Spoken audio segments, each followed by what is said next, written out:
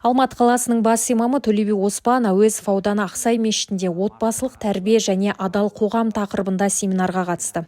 Мүфтият бекіткен жылдық жоспар негізінде ұйымдастырылған іс-шара қазақ қоғамындағы отбасы құндылықтарын нығайтып, ұрпақ тәрбиесіндегі ата-ананың рөлі мен жауапкершілігін насихаттауға арналды.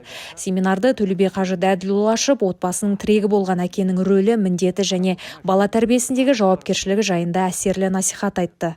Еліміздің бас мүфтиі Наурызбай қажы Тағанұлы Хазіреттің ыстық ықыласын, сәлемін жеткізуге рұқсат етіңіздер, Алланың амандығы болсын. Әкенің мойнындағы жүк, бұл өте үлкен ауыр жүк негізі. Білінеді, білінбейді. Әкенің балаға беретін сыйы, мұрасы не деген әрбіріміз толғандыратын сұрақ бар ғой.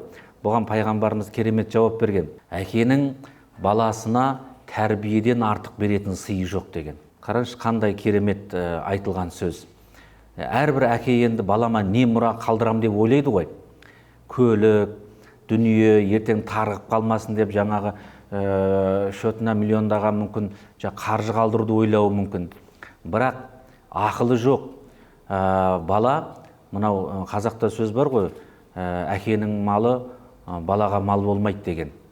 Негіз ол мал болады, егер ұқсатып ұстауды білсе. Ол мал болады, егер ол баланың ақылы болса. Әкенің малы балаға ол дариды, егер ол адал арамды ажыратып білетін болса. Сол үшін сол дүние қалдырмау керек деп тұрған жоқ бұл жерде. Бірақ сол дүниені ұқсатып жұмсайтын әке енді соған жақсы тәрбие беру керек.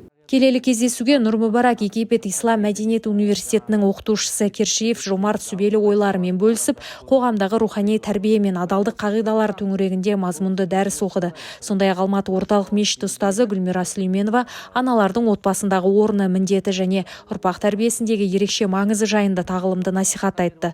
Жиынға қатысқан жамағат рухани әсер алып, отбасы құндылықтарын дәріптеуге бағытталған. Мұндай игі шаралардың қоғам үшін маңызы зор екенін жеткізді. Меруерт Нұрқасым, Манатешбай, арнайы Мұнара үшін.